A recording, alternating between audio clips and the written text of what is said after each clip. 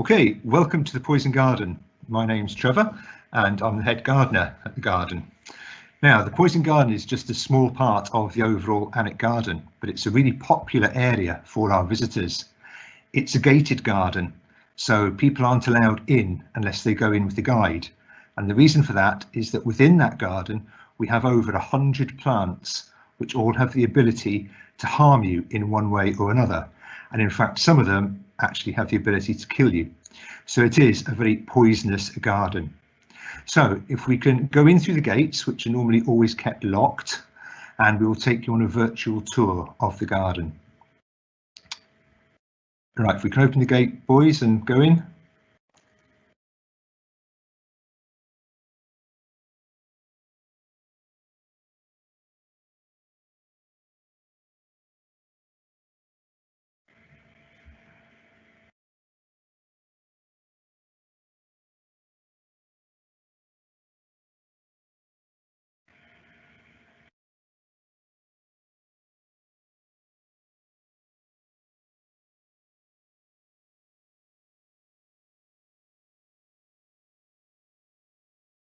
Now, before we let anybody into this garden, we always do a health and safety briefing.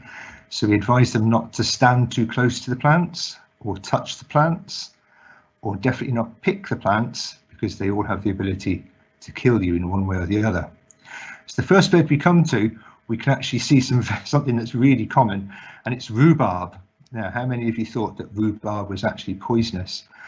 In fact, the stems, as we all know, can be eaten quite well, but the foliage is a huge problem. It's very toxic, and if people eat it, they start to absorb the toxins into their body and have a huge problem with their stomachs. It also increases blood pressure and people become very unwell indeed. So the stems are fine, but don't eat the leaves. Often people ask if they should compost the leaves. Well, yes, it's fine. You can put the rhubarb leaves on your compost. As long as you don't eat them, then you'll survive. Okay, so if we can go down to the next bed.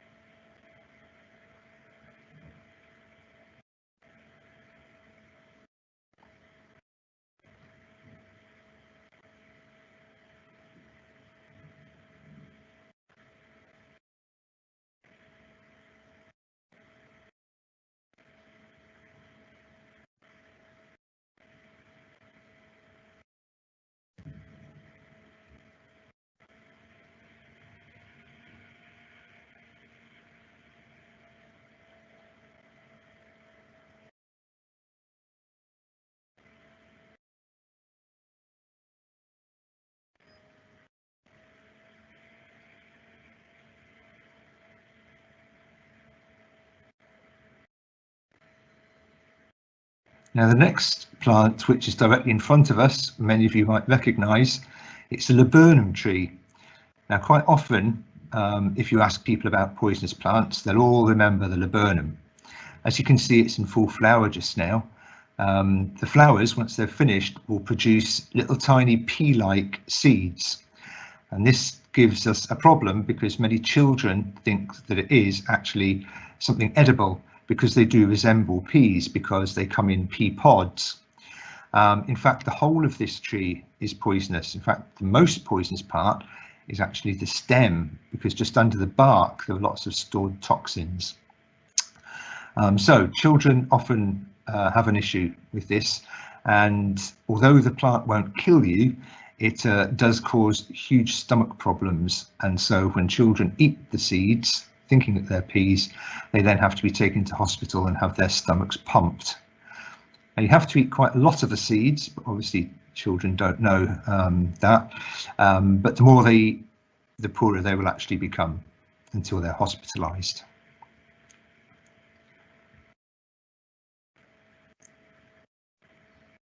Now you'll notice as we go down through the garden, we have cages. The cages are there because within the cages, we have what we consider to be our most dangerous plants. So this cage here has got a salvia in it. Now, salvia is a very common garden plant, but this is Salvia divinorum, and it became a huge problem about 10 years ago because public school boys, funny enough, found out that if they made tea from the leaves, then they would get an instant high. It's a hallucinogenic. So by taking the fresh leaves from the tips of the plants, putting them into a teapot, pour boiling water on, let it simmer for perhaps 2 or 3 minutes, pour the liquid out, and then when they drank it, they started these hallucinogenic journeys or trips. Apparently one of the side effects of this is that you think you can fly.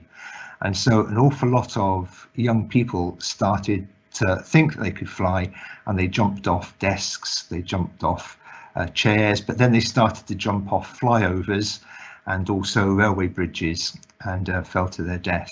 And at one point, if you went on YouTube, you could actually see somebody hanging themselves.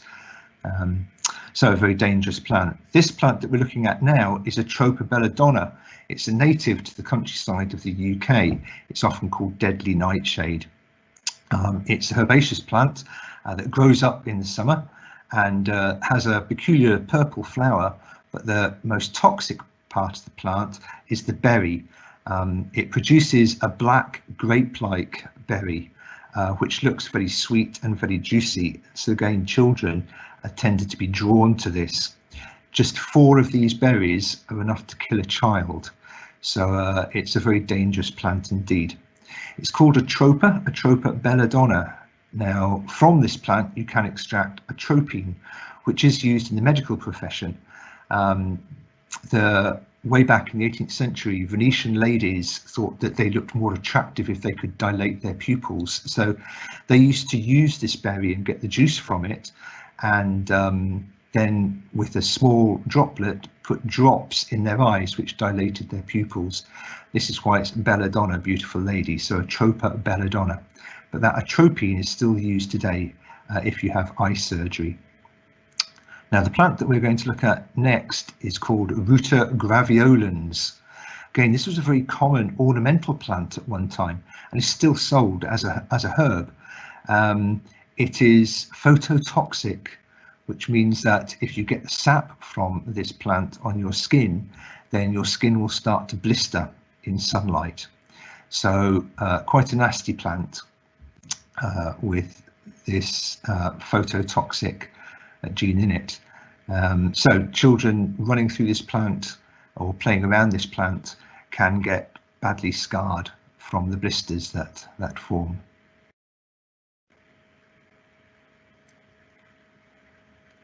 The plant leaves are also quite interesting because, again, if you crush the leaves, you get this wonderful sweet smell of nugget. So in the past, children have squeezed the leaves together to get the sweet scent, but then started to get the blisters forming when they're out in sunlight.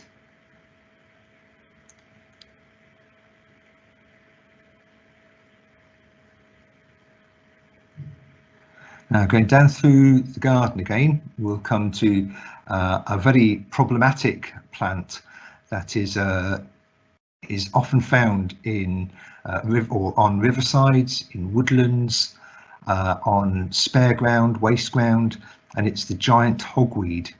Now, this palmate looking plant here with the fingery-like leaves is giant hogweed. Now, this will get up to a height of around about 8 foot. This has only just started growing this season. So in about another 2 months' time, it'll be 8 foot high. It produces great big white flowers, big umbels, which will then produce hundreds and hundreds of seed.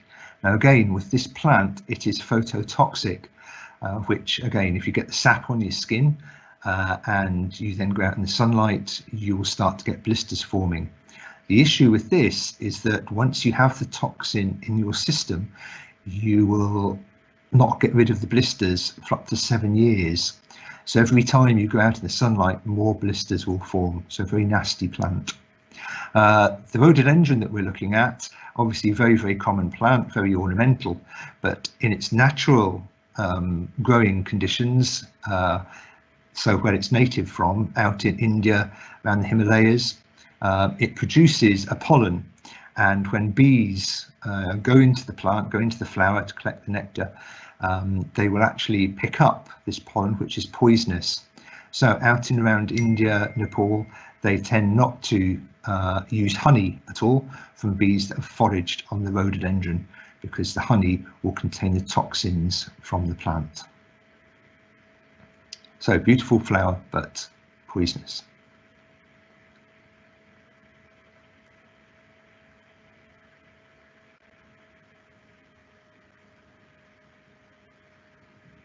Just going back to the giant hogweed, often it becomes problematic because the stems are hollow, and so children that don't know the danger of the plant will often cut the stems to make pea shooters from.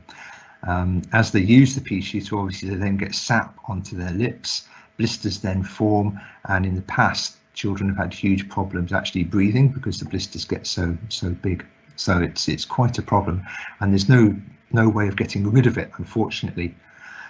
Now this plant is an interesting one. It's Aconitum, or often called monkshood. It's an old cottage garden plant, very ornamental. It has very dark blue flowers. So very ornamental indeed, but the whole of the plant is toxic. It was used just recently, back in 2010, by a woman to murder her ex-lover. She had been kicked out of the house by this chap, and they'd had a big falling out. So she decided to get her own back, and she knew the harmful effects of this plant. So she went and found it and got some seed and crushed the seed up, went back into the house, laced a curry which was in the fridge with the seed, and when her ex-lover came home with his new girlfriend, they sat down, ate the curry, and he died within 36 hours of aconitum poisoning. His girlfriend only just survived. So even today we're using plants to kill one another, unfortunately. This large plant is very common again, used as a hedging plant around many people's gardens. It's called Laurel. Laurel is very toxic. It produces cyanide, and it's quite common to hear of visitors that come through the garden when they learn about this plant to admit that when they've cut their laurel hedges, they put all the clippings into their car to take the clippings away to the dump, and as they drive along they start to get very lightheaded. In fact, we had one gentleman who admitted that he crashed his car into a lamppost and passed out.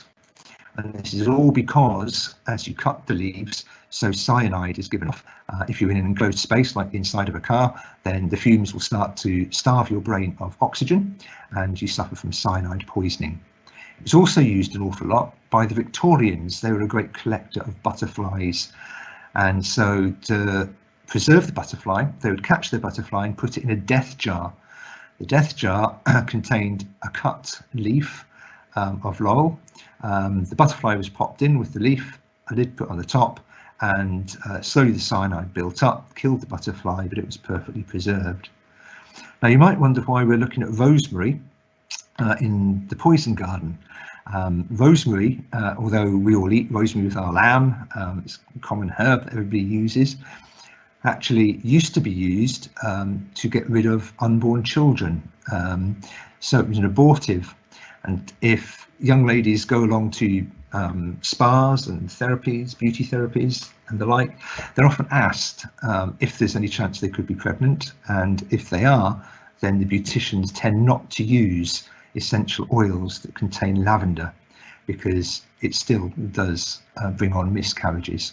So although popular plant for its herb effects with lamb, with cooking, it can also be used in a very sinister way.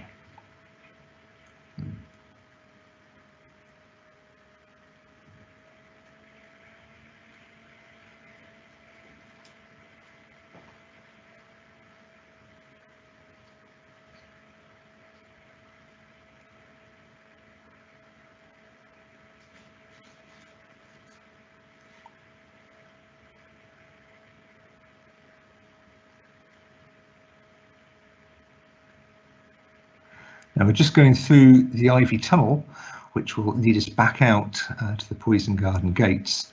The ivy can cause irritation. There is a dust that's often on the back of ivy leaves, which will irritate the lungs of people that are susceptible. So within the poison garden, although we've only had a very quick tour, we have over 100 plants in the collection. Many of these haven't been planted out this year because, unfortunately, with the virus, the garden's closed. But hopefully when we reopen, we'll get all of the plants out, including our cannabis plants. We have a license from the Home Office to grow cannabis to use as an educational tool within the poison garden.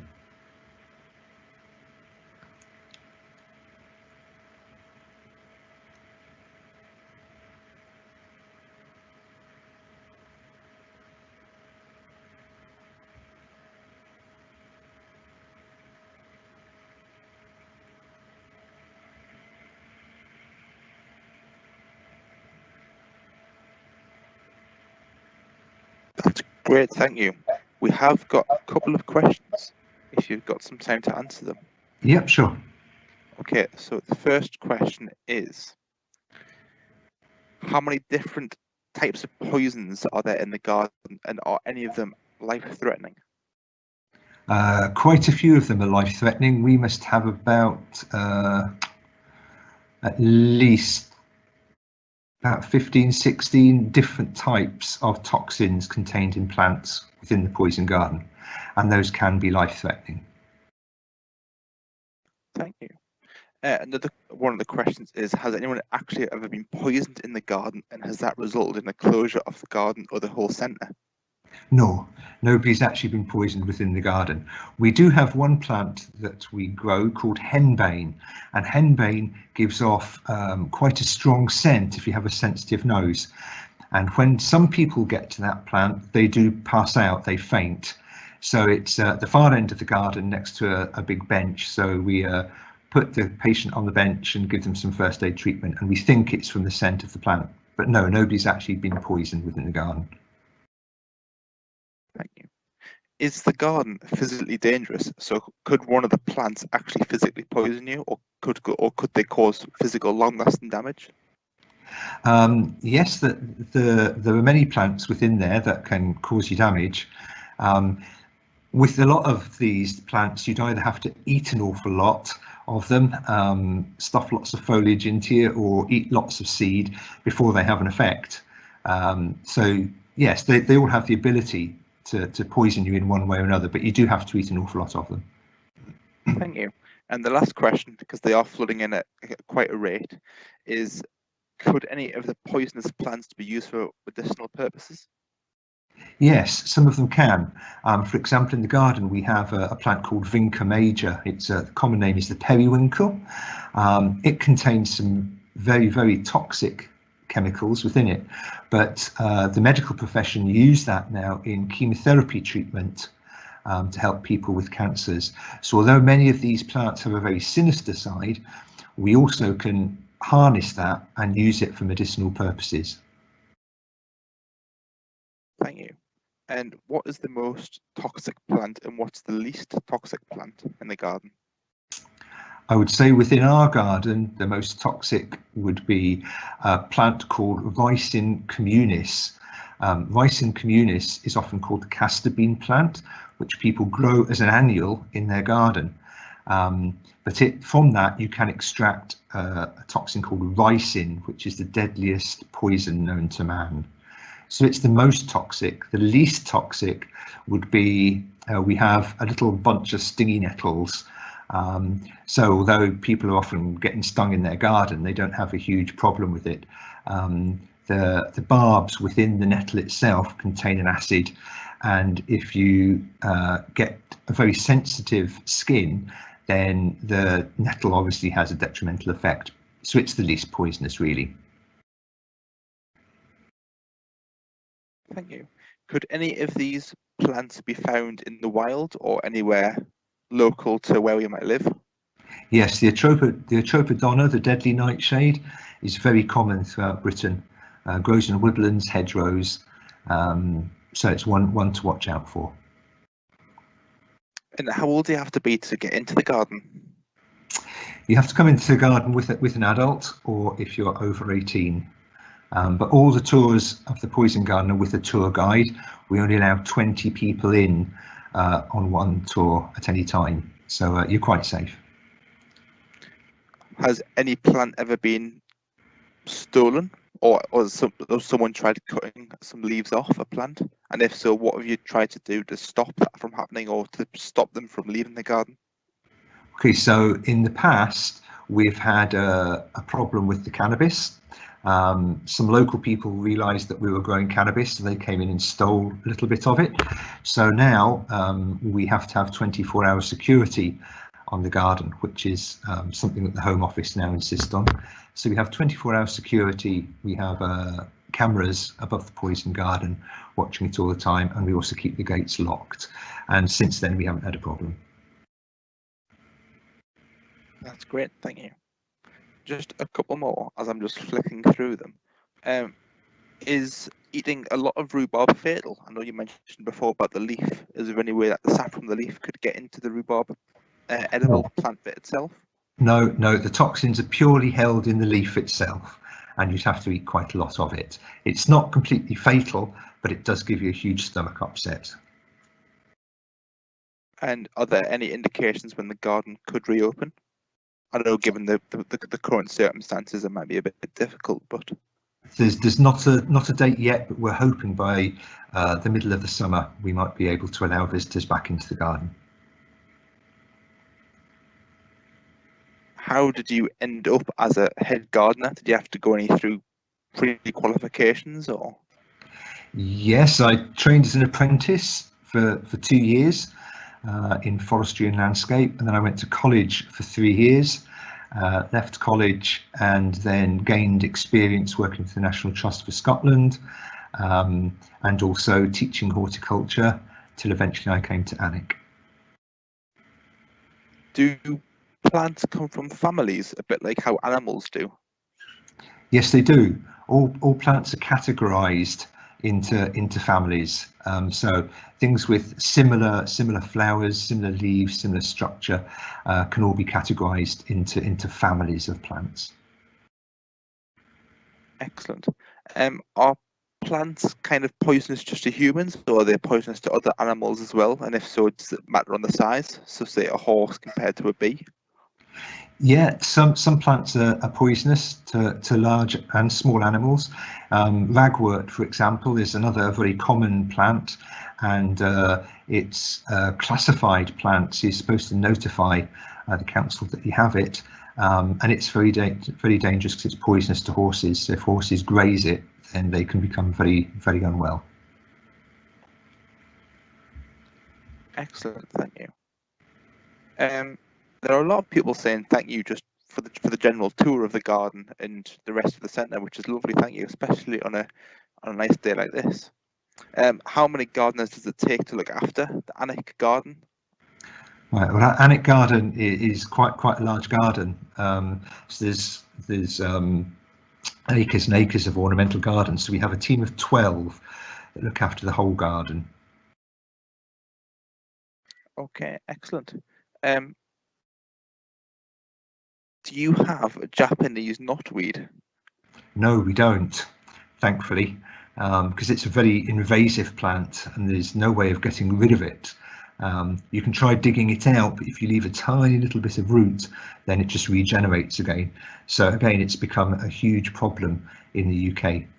Although it was brought into the country as an ornamental plant, it's now gone wild, and yeah, it grows very quickly and very invasive. Okay. What is the most kind of visitor famous plant in there in the poison garden? Is there one? I suppose could be a first good question. I don't think there is one, to be fair. Everybody's intrigued with the cannabis plant, so I would say that, really. Okay, excellent. One more question just come in. What is your favourite plant? My favourite plant in the poison garden would be the Aconitum, the monk's hood, that was used in the curry to kill someone, just because it's a very ornamental plant. It has fantastic blue flowers. Okay, and I suppose flip it on your head. on its head, what is your least favourite plant? My least favourite plant would be a celandine. Again, it's a very common plant. It's a weed in most people's garden. It has a toxic sap that is used to actually burn warts off, but it too is very invasive. It seeds everywhere, and so gives us a real problem. Okay, thank you. There are no more questions coming in, but I'm sure if there are any more questions, we can send them across over to yourself, if that's all right. Yeah, no problem at all. Excellent, wonderful. Thank you for taking the time, and thank you for the team back in the back end of Alnwick Garden for giving us this virtual tour for Alnwick Gardens. Okay, thanks very much indeed, and perhaps we'll see some of you in the future at the garden. That's great, thank you. Okay, thank you.